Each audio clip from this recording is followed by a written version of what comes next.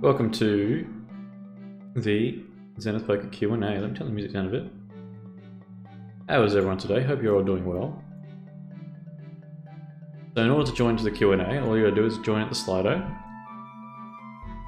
So go to slido.com and you type in that number.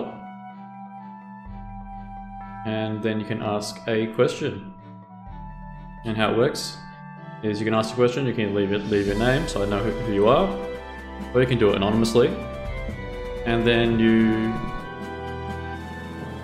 vote up or down other people's questions.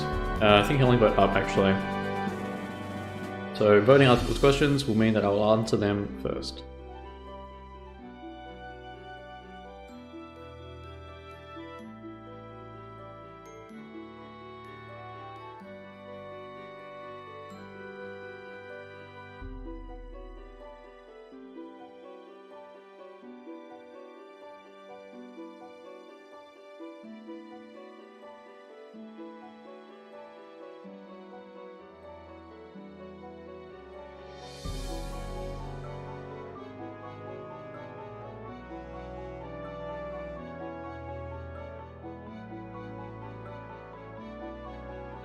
No, Joe, I won't be answering questions in the chat. All the questions will have to be through the Slido.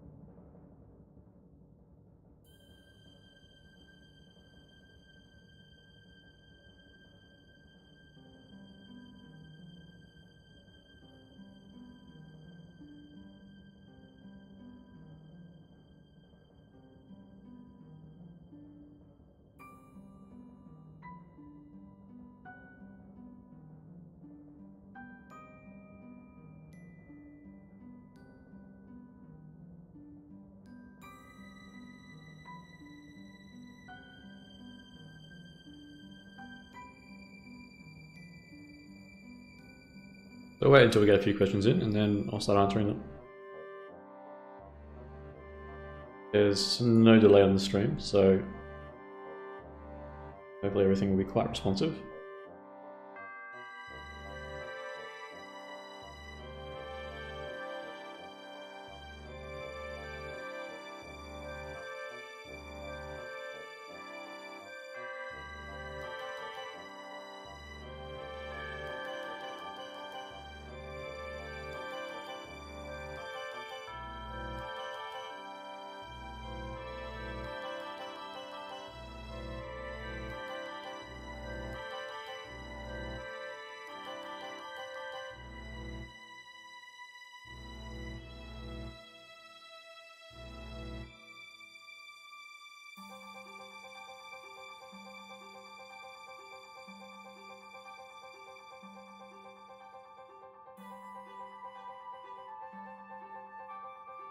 Alright, so let's get things kicked off.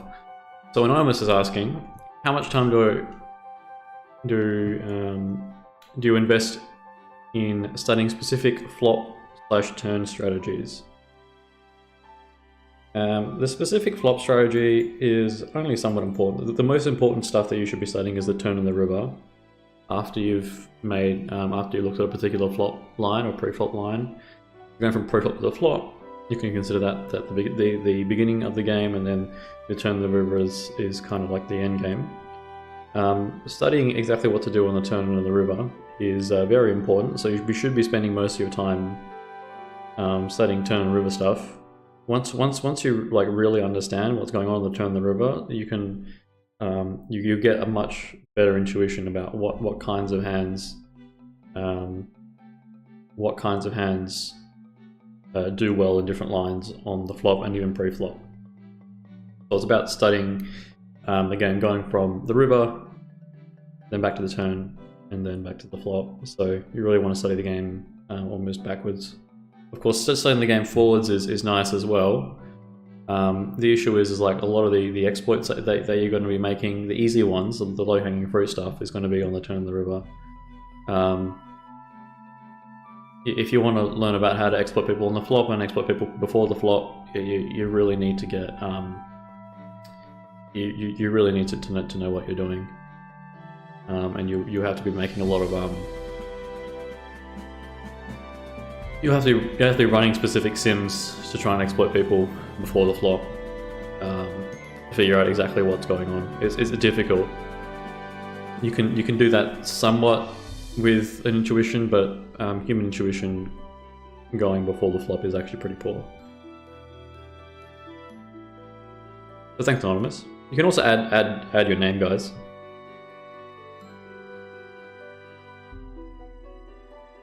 Huh?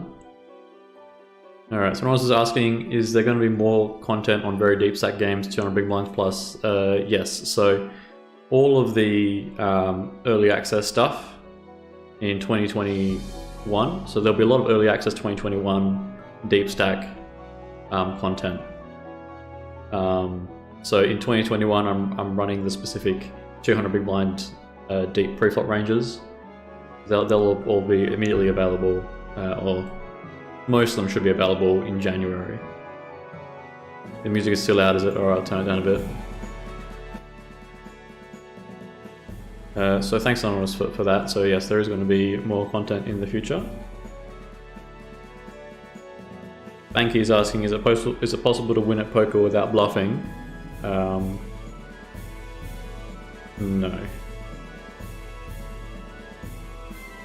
I don't really understand what that question is supposed to mean. Poker is... Bluffing is one half of what every bet means. It's basically any bet is either a bluff or a value bet. You can't really have one without the other. So, and when you're playing against players that know anything about anything, if you don't bluff them, then they're going to quickly adjust and then you'll get wrecked. So thanks, Spanky, for that question. If you have a follow-up question, you can just use the same name.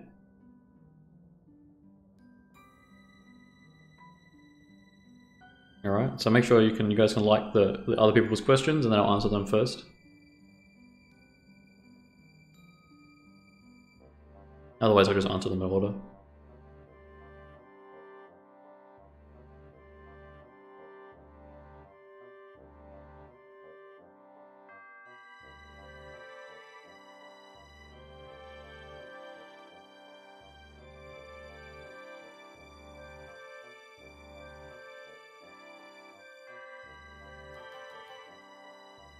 Alright, so Anonymous is asking, how does one's preflop strategy change with a rake of 10% up to $5 plus 2 for jackpot / promotions? The games are deep stacked. Most start with 100 to 200 big blind stacks.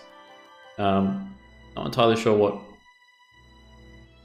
what this $5 means, whether it's a big blind or 2 big blinds or whatever.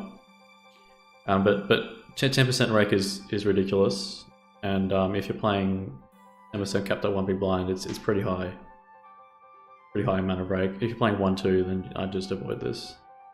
But then again, a lot of live 1-2 is so weak that you can still win in 1-2 with this kind of rake structure. The games are also deep stack. Most start with 150 to 200 big blind. I mean, that's nice. But in terms of your preflop strategy, you're really just gonna, because it's going to be a live game, you're really going to have to build a preflop strategy specific for the game that you're playing in. That's the best way to do it. The rate pales into insignificance compared to the amount of deviations that you can make. The amount of adjustments that you can make from a GTO strategy to exploit players before the flop. The rake is actually quite insignificant in a lot of live games compared to the big mistakes that people are making. So thanks for asking that question, Anonymous.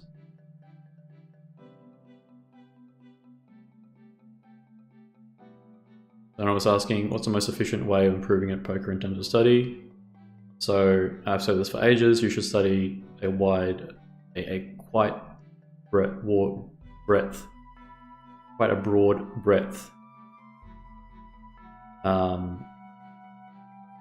of topics rather than depth. I mean, you can study one specific line to death if you wanted to, but like that's not really going to be a good use of your time. The better way to use your time is to study a breadth of different kinds of spots, right?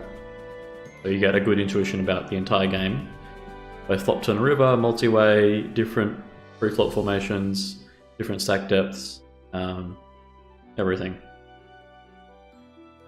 So that's the best way to improve, in my opinion. And it might seem like a lot, and it is, because poker is such an enormous game. You could spend a lifetime studying it and still not know anything about it. So you really have to hit on a lot of topics, as a lot of different spots as fast as you can, and not worry too much about the nitty-gritty details of them. As long as you're not making enormous mistakes in each of those spots, you should be doing all right.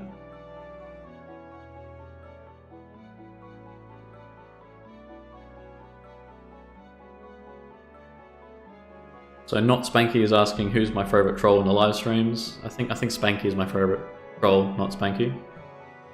Thanks for that question. Anonymous asking, how would you advise fairly knowledgeable cash game player, Hold'em player to begin playing PLO? Quality of play in general is worse than No Limit Hold'em. I mean, I don't think the play is worse in PLO than No Limit Hold'em. It's just that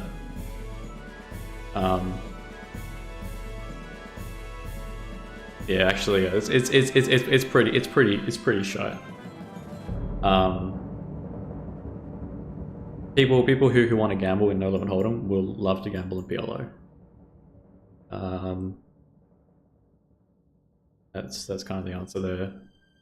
The issue is, like, if you're playing against a player that's the same player that plays just as well at PLO and just as well at No Limit Hold'em, you'll end up having better risk-adjusted returns in playing No Limit Hold'em against them because the variance is lower.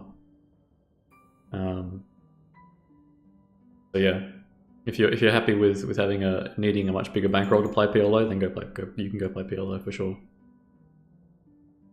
So yeah, thanks for that question, Anonymous.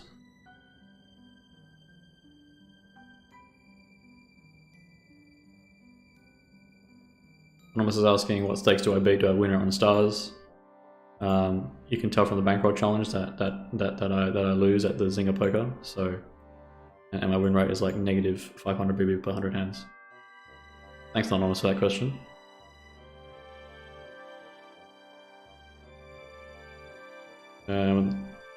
Keep the questions flowing, guys.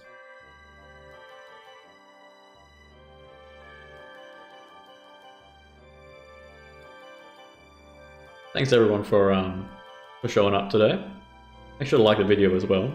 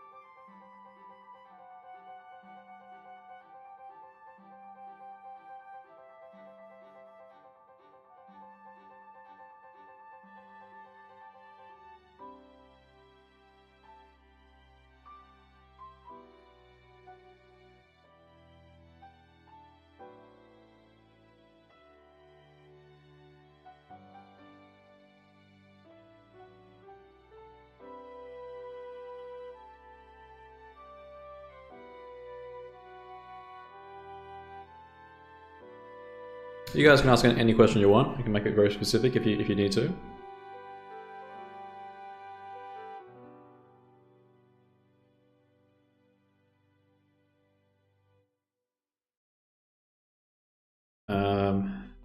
This question is not relevant right now, Swanky.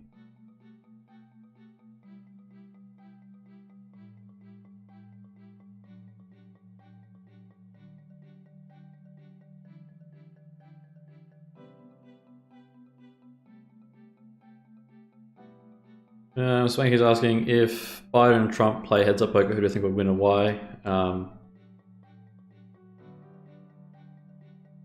I think Trump would go all in, Biden would fall asleep, and then fall, and then win by having aces.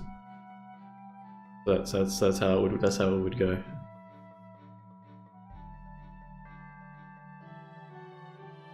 Anonymous is asking which stakes one can beat after reading my book.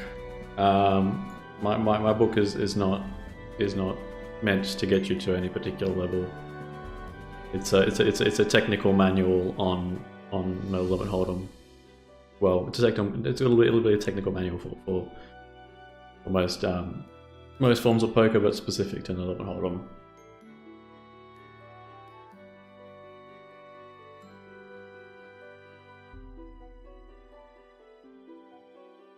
So thanks for that, Anonymous.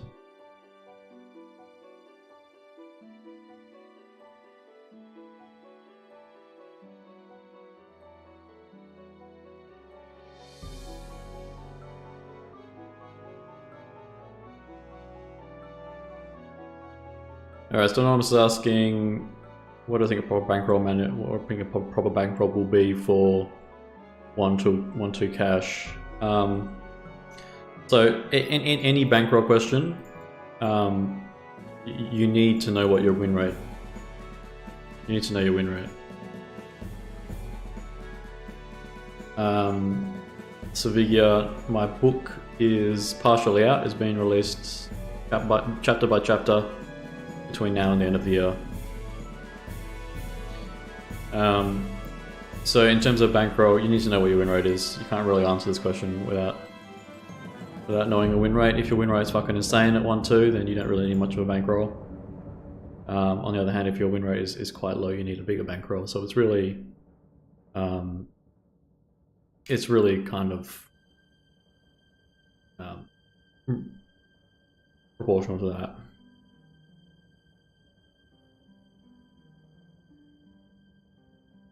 Thank you for asking how many licks does it take to get to the center of a Tootsie Pop? 42. How does one go about finding and implementing pool exploits? So pool exploits, you need a sufficiently large sample for that. Right? Once you have a large sample, like say you have 1 million hands, or they say 250,000 hands to be like stretching it, then you can go and run filters in reports in like Poker Tracker to look at specific pre-flop mistakes that people are making, and then you can look through specific post-flop mistakes that people are making as well. It's a fairly complicated question and has a complicated answer, and I can't really get into that because a lot of what I do as part of coaching is finding and implementing pool exploits and leaks, and trying to find people's leaks inside their samples, trying to find the pool's leaks, and trying to provide advice specific to that person who I'm coaching, how to make specific changes to their game to win in that pool.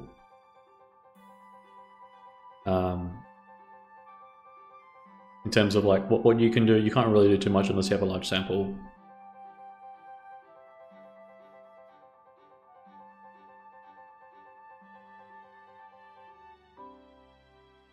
I'm doing well, thanks.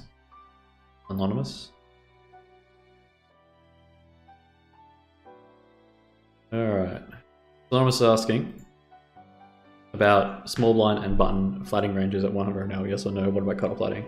So yeah, so flatting ranges are definitely necessary in every position. It's arguable that they might not be necessary in certain scenarios, but most of the time they're definitely necessary, especially in the small blind. People think, oh, small blind's out of position, blah blah blah. Buttons in position or whatever.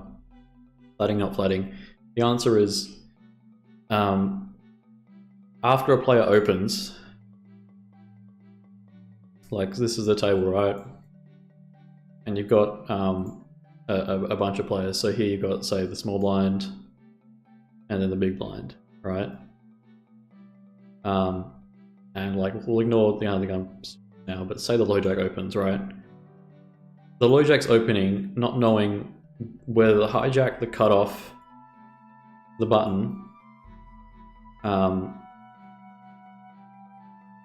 right, this is what, 1-2, is it? Wow.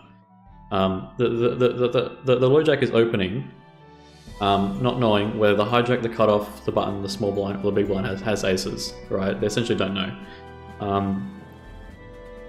However, after the hijack has folded and the cutoff has folded, the button now knows that the cutoff and the hijack don't have aces.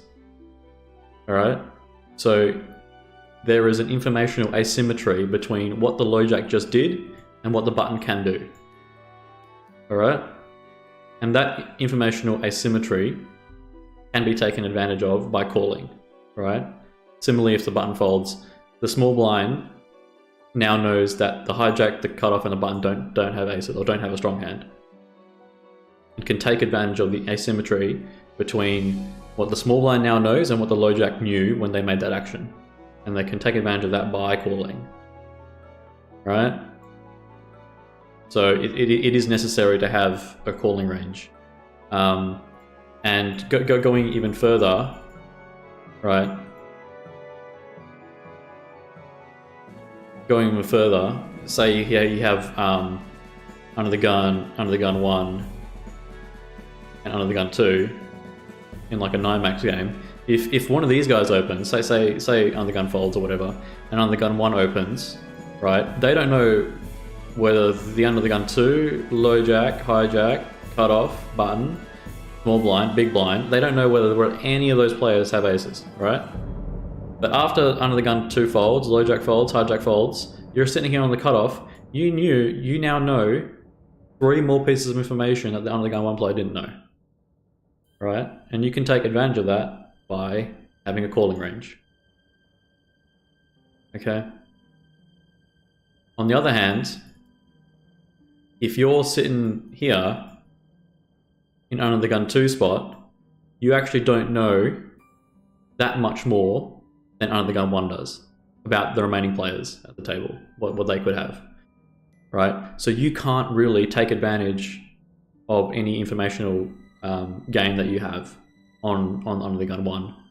So you can't really have too much of a calling range. So that's why calling ranges of the player to your left, 1 to your left, are quite narrow most of the time. Okay, against the opener. So say you open, the player directly to your left won't have that much of a calling range because they don't have any informational advantage that the opener had, right? They don't have an advantage in terms of the amount of information on the opener by having players fold in between. Okay. So when under gun 1 opens here, under gun 2 is not really going to have much of a flatting range. The low jack maybe might have a small flatting range, but not really that much because there's only one extra player that's folded.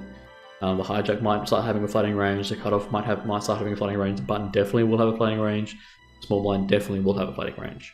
Okay.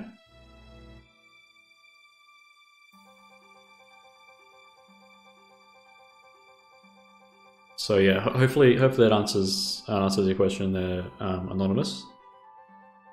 So like the cutoff is going to have, technically is going to have more flats against the low jack than they will against the hijack, right? Because they have an extra piece of information that the low jack didn't have because the hijack folded. But in general, the cutoff isn't really going to be flatting too much. But definitely in the small blind, you want to start having some flats in the button as well. And this is against, the standard. This is against GTO open sizes, which are very small for early position players.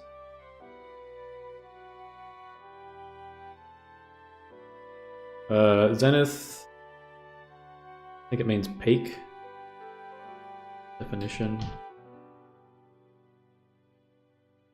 There you go. How much which something is most powerful or successful.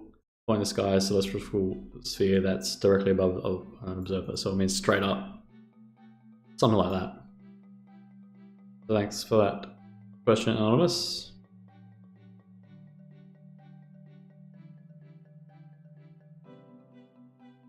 I don't understand this question.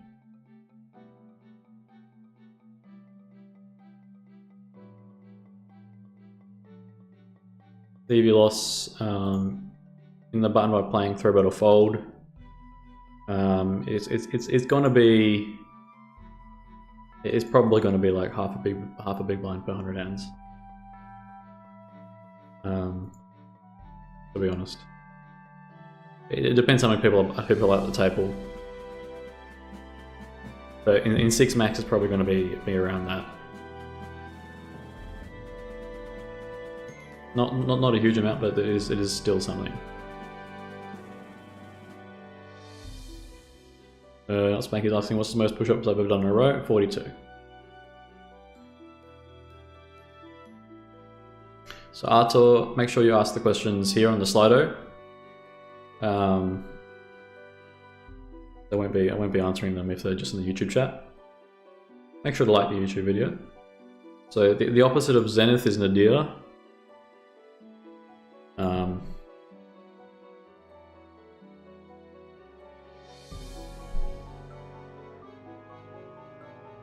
Yeah, so Zenith is the opposite of Nadir.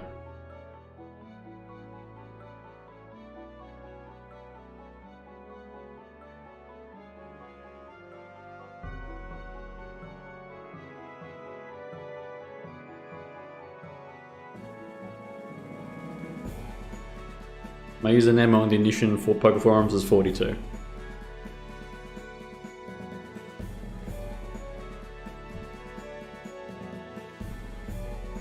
Make sure to keep asking questions, guys. You go to slido.com, you type in this this code, and then you can just ask questions here.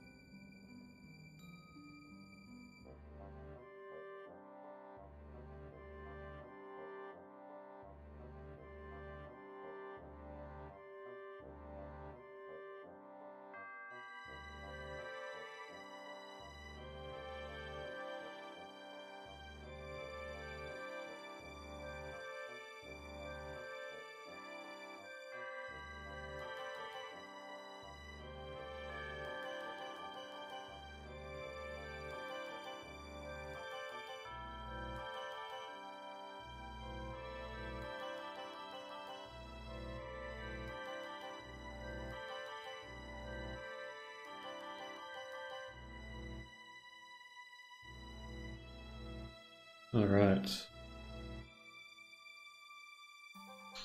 Longest poker session I've ever had. I mean, I've played for...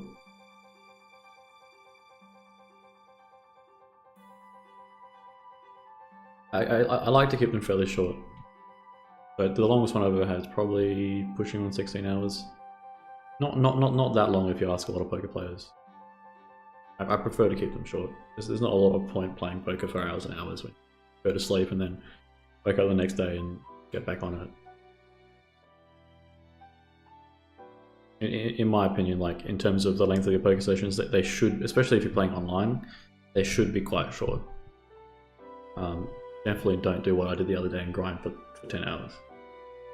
It's a bad idea. It's totally unnecessary.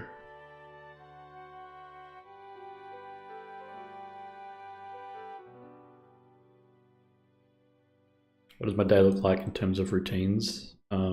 It's fucking all over the place, mate. Honestly, I don't even know how I have time for half the shit that I do. Thanks for that question, Anonymous. Yeah, I really need to get on top of my shit, but somehow I've been doing it and it just seems to work. So yeah, thanks for that. Thomas is asking, how do you keep your ratios and frequencies in line when choosing which hands to bluff without over-bluffing, under-bluffing? I mean, I don't really care too much about whether I'm over-bluffing or under-bluffing because I'm going to be playing against humans and they don't know. Alright, as long as my bluff is correct or my value bet is correct, then I'm happy enough. If I'm playing against someone that I'll play against over a long period of time, then I'll start using a randomizer. So James and Artur, make sure you ask the questions in the slider because I'm not going to answer them if they're in the YouTube chat. You gotta ask them here, so then it'll show up on the video.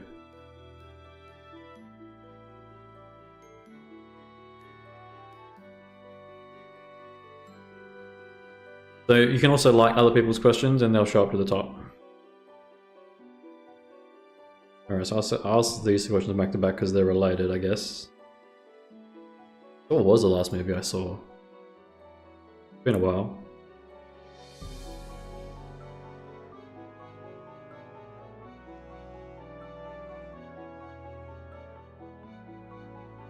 It must have been an Australian film called The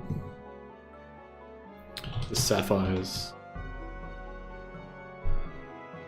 I think this was it.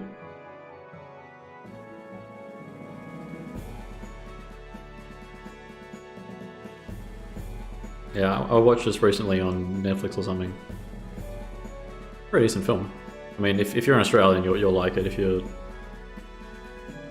Yeah, anyway. This one's related as well. Favorite movie? I'm not sure if I have a favorite movie. The original Lord of the Rings trilogy is pretty damn good. I mean, I've watched that countless times. Countless times. Number of times to just like, you have a drinking game with Lord of the Rings, just drink for 12 or 14 hours straight. And if you want to chuck on top of that the good old Hobbit ones, the Hobbit ones aren't as good, but you can, you know, if you're just going to go and have a bit of a slosh with your mates and just get absolutely wasted for 24 hours, doing that to Lord of the Rings is not a bad way to go.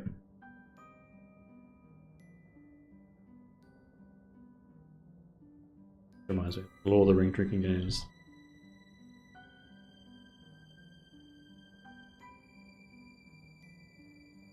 Which ones are good? Drink when Frodo says Sam, drink when Sam says Mr. Frodo, drink whenever someone mentions the ring, blah blah blah blah, right? You print one of them out and you just get absolutely slashed.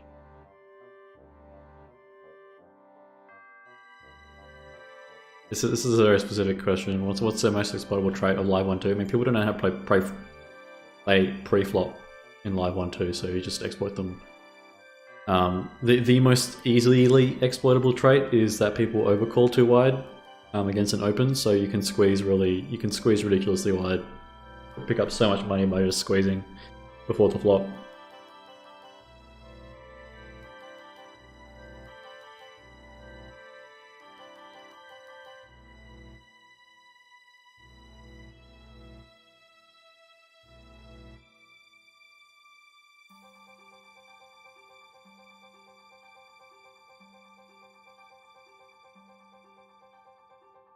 Yeah, sure, Anonymous. So here I was asking whether I can identify runouts, whether the opponents are going to be over or under bluffing. So usually runouts where opponents are going to be under bluffing are ones where it's difficult to have bluffs that are fairly natural.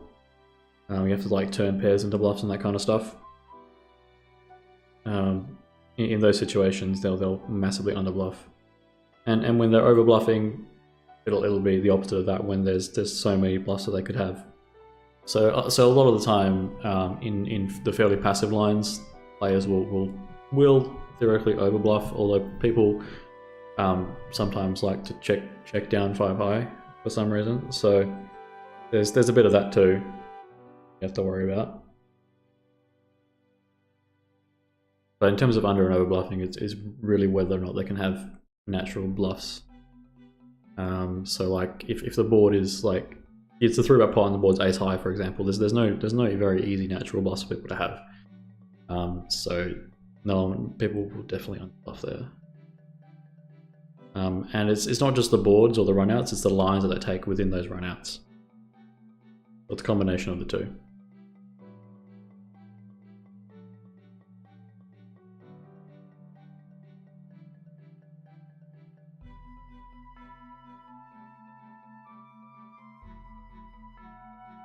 So, and also asking if I play on stars, what stakes? No, mate, I only play 3 billion, 7 billion on Zinger.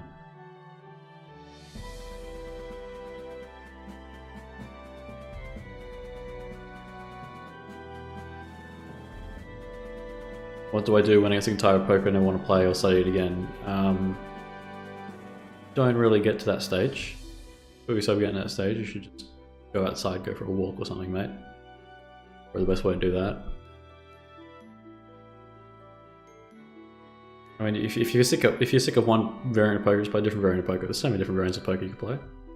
Play cash game, you can play tournaments, you can play heads up singos. So many different things you can do.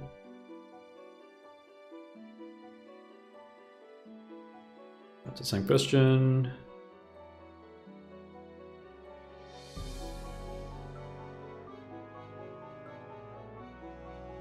Yeah, no, I don't know about that.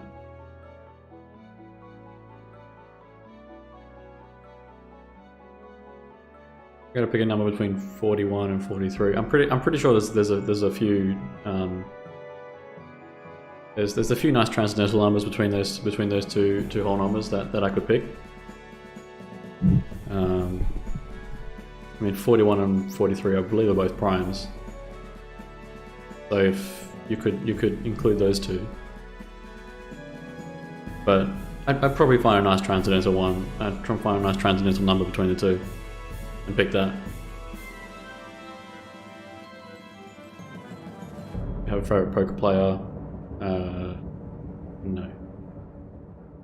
I mean, if you want to include the computer poker players, then yeah, probably Pluribus is pretty good.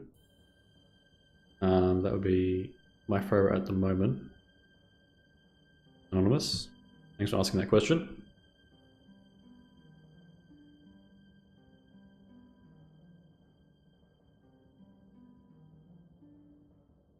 Let's be backing the 50% rule concept first introduced in Tipton's book. I mean, yeah, maybe. I mean, the concept is, I wouldn't be surprised if it's been around for a while. I'm just calling it the 50% rule.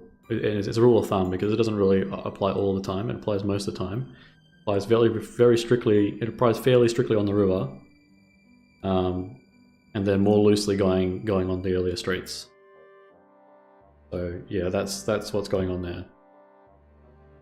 So it applies most strictly on the river when the attack spot ratio is greater than 1 and the board isn't like a chop board, right? Where the bluffs are all chops. And then it's just a rule of thumb going on earlier than that.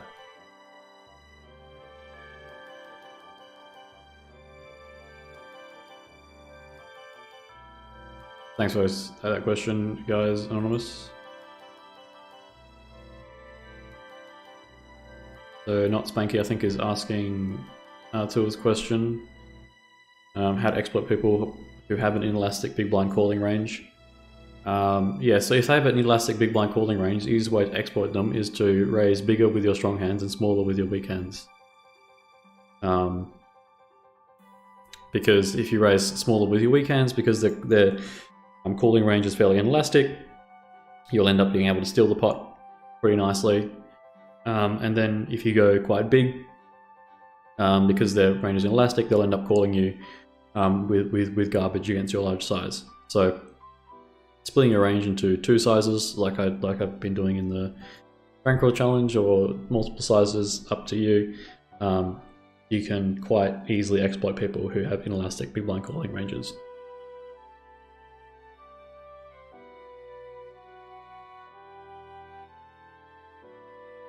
And I'm just asking is who is the best Zenith members in terms of poker skill. There's a few of them, but I don't think they'll appreciate it if I mention their names. Outside of those, I'm thinking of 2 in particular who I've coached. And most of them coach personally. But Les is quite strong now. Josh, on the website, you can look at his graph. It's absolutely crazy. There you go. Both Josh and Naraman, these are people who have put testimonials on the website. They're both very strong players. Josh is an absolute beast online, and Naraman is an absolute beast playing live. So if you have any questions about either topic, you can ask them. Naraman, I know Josh hangs out in the Discord a lot. Naraman doesn't, but he hangs out on Facebook. So you can, if you can find him on Facebook, I'm sure he'll be happy to answer your questions. Just say that you're a part of Zenith, and I'm sure he'll try to help you. But if you piss him off or you get annoying, he'll just stop answering. And Josh is in the Discord, so you can always just join the Discord. So thanks for that question, Anonymous. And there's a handful of others who I won't mention because they've asked to be fairly anonymous.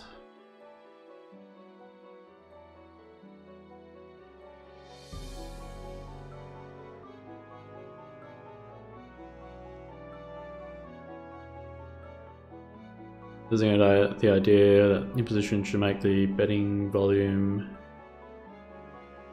versus check equal to the calling volume versus bet. Make apposition, top of apposition's range indifferent. I mean, it's not quite that, because the apposition player can check raise. So it doesn't really matter about the volume, because when you're apposition and you go for a check raise, it's the volume over two different bets. It's the volume over that bet and the volume of the raise as well. So that's the idea. And the reason why it ends up being close to 50% is because, like, you either put one bet in by betting yourself, or you put two bets in by going for a check raise. And so you have a 100% chance of betting yourself because you made the bet, right? Or you have a 50% chance of getting two bets in by making the check raise. So that's why it ends up getting real close to 50%. And hence the idea of the 50% rule. When the board is a chop board, right? Say it's like 6, 7, 8, 9, 6, 7, 8, 9, 10, right? When it's a chop board like that, where all the bluffs are chops and then all the value is whatever, the rule goes from 50% to 2/3.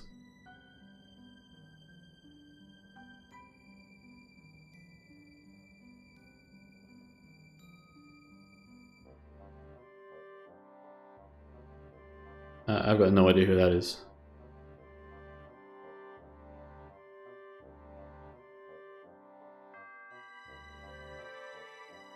I mean, sure, why not?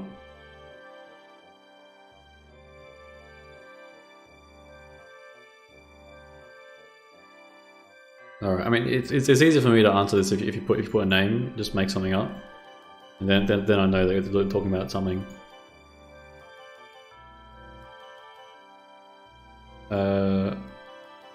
Do I have a fluoride water filter? I mean, I would much prefer my water have a regulated amount of fluoride in it, thank you. Started studying blind versus big blind spot with 44 flops. I study the flop strategies, equity buckets, and turn strategies after writing which hands want to do which action. Is that a good way to go? I mean, it's probably better just to play against a solution. Then you get a variety of different lines you can look at.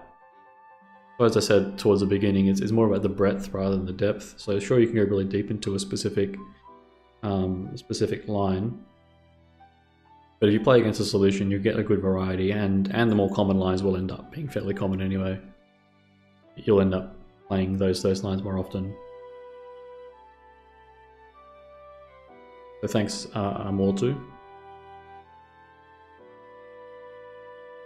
Amrotu, sorry. Favorite TV show? I mean, like, The Office is pretty good. I don't understand this question. How much will win rates differ in Zoom versus regular tables? I mean, the regular tables will usually have quite a big up on the Zoom tables because people play quite poorly before the flop in regular tables. In Zoom tables, people just knit up and fold, which is kind of the opposite of what you want if you want to try and make money. So going back to the bankroll challenge, like playing the Zoom stuff is probably a mistake. I should be using that time to play regular tables and heads up, sit and goes, and that kind of stuff. Thanks for that question, Anonymous. Yeah, I mean, definitely you will be wanting to play more regular tables most of the time. On the other hand, you get a lot of volume in Zoom, but like if you're good enough to play 2 tables of Zoom, you're definitely going to have to play 4 or 6 tables of regular. So you'll end up getting roughly the same amount of volume that way.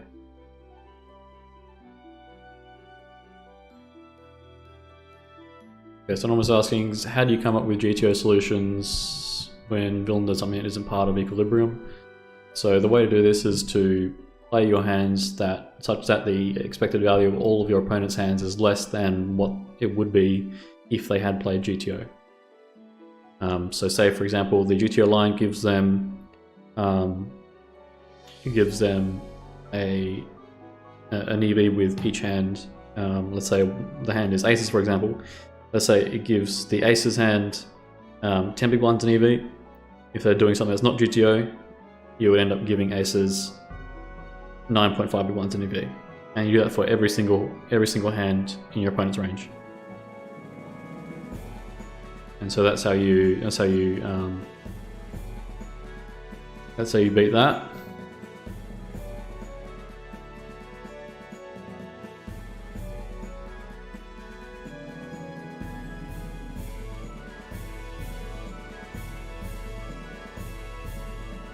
So how do you profile regs playstyle in terms of reads with general characteristics about the game and thought process you look for? I mean, in terms of playstyle and reads, like most of the time, the good old loose, tight, aggressive, passive is good enough to make whatever adjustments that you need. But you really need to know.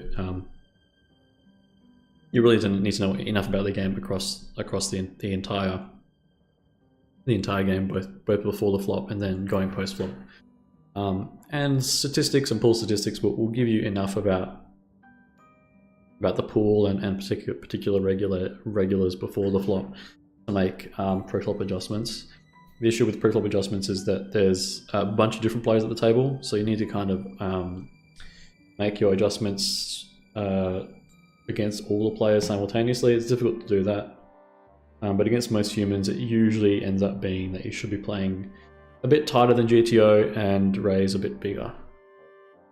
Because humans like to do stuff that is absolutely horrible, like overcalling with trash against an open and a call, and cold calling 3-bets and cold calling 4-bets and doing absolutely nonsense stuff. So the easiest way to exploit humans is to tighten up and go a bit bigger. So thanks for that question, Anonymous. What rake structure was used for the Zenith solved ranges? So the rake structure in the solved ranges is 5% capped at 1.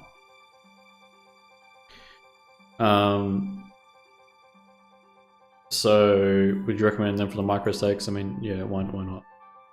I mean, there's not going to be a huge amount of difference between 5% kept at 1. You can drop some of the optional hands. Some of the hands might change in terms of their relative strength. So some of the suited connectors that are optional might turn into a suited king that's optional. And definitely in the big blind, in terms of calling and overcalling, you want to shrink that a bit. But other than that, it's not a huge difference. I mean, I probably will be running some high stakes, some high rake simulations at some stage, but I just haven't got around to it because every single time that I've done that, there hasn't been too much difference. So I don't really feel that there's much of a need to run very high quality, high rake sims, especially because that's already been done to death by other people. Instead, I'm going to be focusing on more exploitative preflop sims, because like why do you need to learn GTO for a high rake micro stakes preflop structure when you can instead just learn the exploit sims, right? The exploit ranges, right? So I'm going to be building up exploit ranges between now and the end of this year, and as well as in early access 2021. So if you want to get access to some exploit ranges, which there are already some in 2020, just get early access 2020. So you go to the shop, shameless shill here, early access 2020, that's the price. You get the bundle, that's the price of the bundle. And you'll have basically immediate access to all the GTO sims as well as exploit sims from before the flop, and a bunch of stuff after the flop.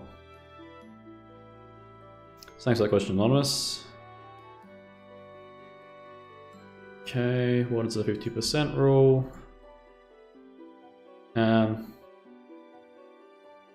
So this is the 50% rule here.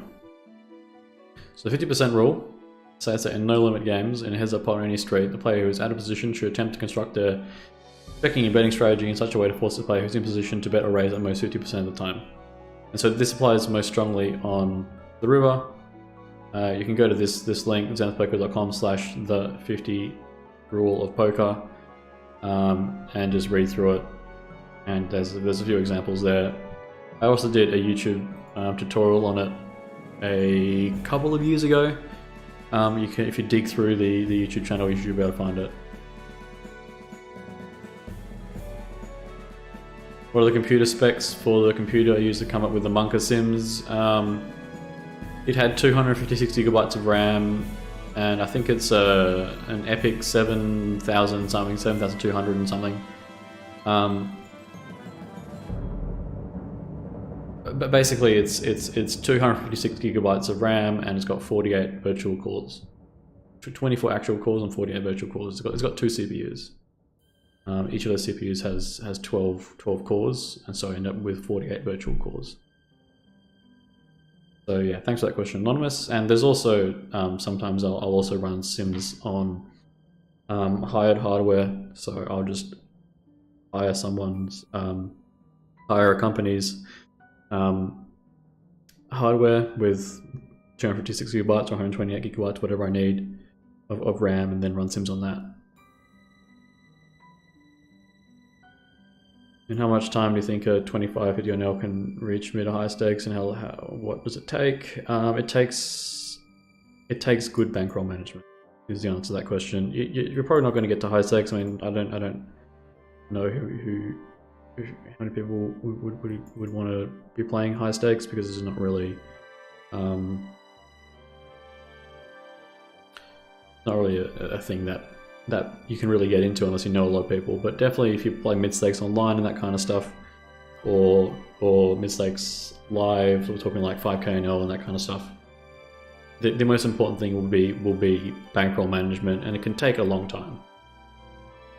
Getting from 50 NL to playing 500 NL, in terms of the amount of knowledge that you need to get there, you probably need, like, if you're studying it at a fairly frequent, studying poker fairly frequently, like you're spending a lot of time each week studying poker, it'll probably take you about a year, I think, if not longer. So I mean, don't get disheartened by that, but poker's not an easy game. If it was easy, everyone would do it, but it's not. So there you go. What's the longest I ever went without taking a shower? 42 days.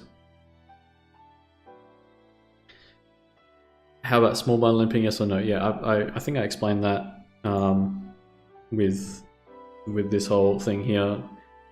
Oh no, yeah, small blind limping. Yes. Small blind limping. This is something different. Small blind limping. Yes, you definitely want to open limp in the small blind.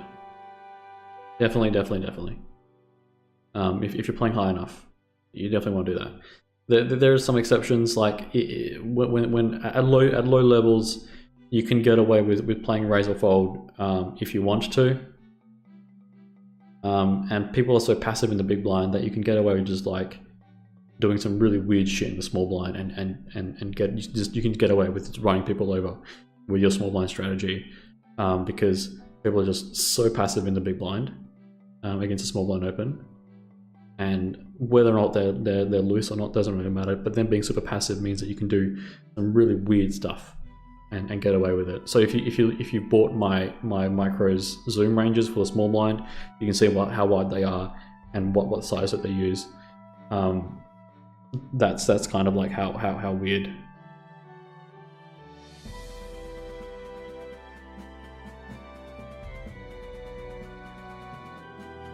How does small stakes and mid stakes reg differ? I mean, they don't really. They're both going to have the same kinds of weaknesses. It's just that the reg and the mid stakes shouldn't make too much spew and shouldn't tilt as much.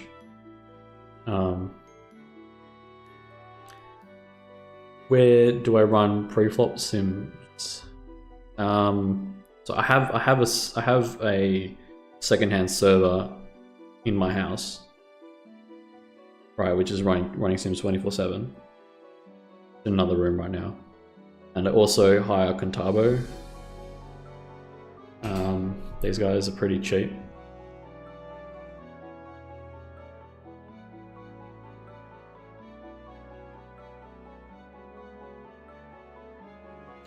Just need a server, virtual crap. There you go. This is the one that I hire regularly. 256 gigabytes. Maybe sometimes when I need 512, I go up to 512, and it's 2 AMD Epic 7282 cores. The issue is with when you've got 32 cores, especially running on Windows. Windows will start doing some weird stuff and splitting up the number of virtual cores into groups of 32. So then you can't run one program across your entire CPU anymore. So you need a special piece of software in order to correct that. So yeah, that's the answer to that. After dropping a deuce, how do you know when to stop wiping? When your ass starts bleeding. Alright. Thanks everybody for that. I've gone back for about an hour. If you have any last questions, you can ask now. Otherwise I'll be closing things up.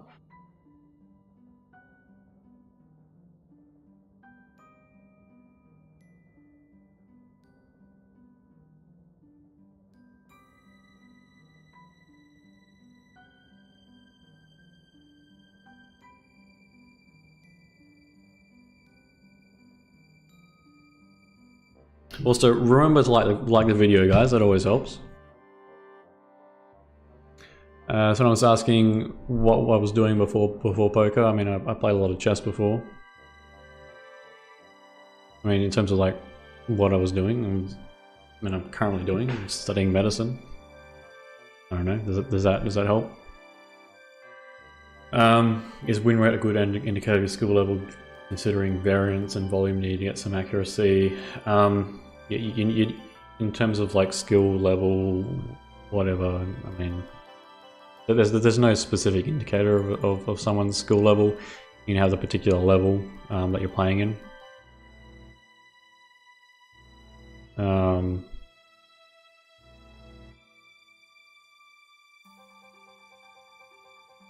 But yeah, you need a lot of volume in order to determine what your win rate is in the first place. All your win rate tells you, like if you have a win rate and standardization, it tells you whether or not you're beating that game at a specific level of confidence in terms of your skill level.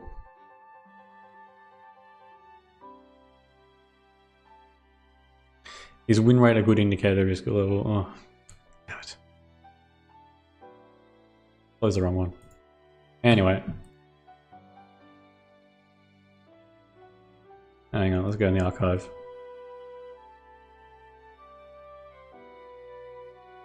There we go. There we did it. Yeah, got it back. Awesome. Alright. Is it possible to master different things simultaneously, like poker and music? I mean, I don't see why not. I don't see why not. I mean, a lot of people who are good at one type of game or something like that are good at other things. Is there a way to hook up two computers combining RAM to run Sims? Not in a way that I know of. I mean, I'm not that good. I'm not that good with hardware. So I mean, I'm not the person to ask for this question. Hey, no one to stop wiping in the dark. I mean, when it hurts, I don't know. All right, let's call it there, guys. Thanks so much for joining me today for this Q&A. Hopefully you learned something. If you didn't, I'm sorry. Please don't hurt me. And if you did learn something, like the video, because that always helps. Even if it was just about those wiping questions, right? I mean, you got to learn something about that. Am I going to play some more poker today? I don't know. Maybe. See how I feel. I might get back on, play some heads up. Play some heads up. Setting goes in before the bankroll challenge. But I'm probably not going to be playing any Zoom for a while, just because I'm so tired of that shit.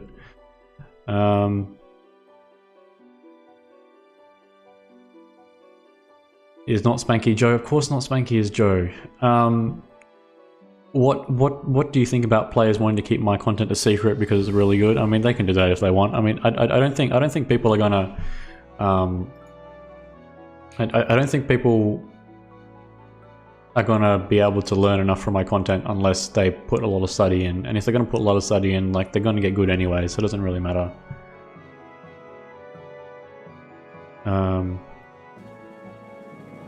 So I mean, if they want to keep it a secret, sure. If they want to share it, they can do that too. I mean, they'll end up getting more out of it if they share it, because it's a community thing, right?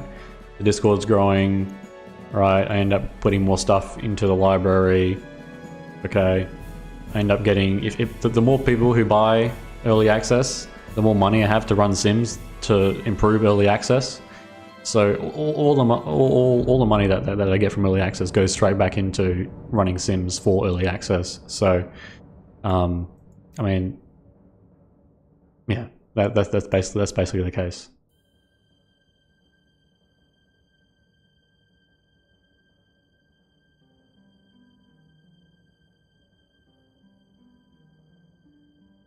You make sure you're not going to tell him about me. I mean, who are you going to tell, Joe? What improved? What did improve you? I don't understand what that means. But what made me improve the most? Getting a solver. Get a solver early. Get a solver early. Just get one really early. The sooner you get one, the sooner you'll stop playing like a human, and the sooner you'll start playing like a beast. Because humans are so shit at this game. They're so shit. The only reason why this game is profitable is because humans are really shit at this game. So you really want to get as far away from playing like a human as possible and close to playing like a bot. And if you don't like that answer, I'm sorry, but that's just the way that things are going. Get a solver.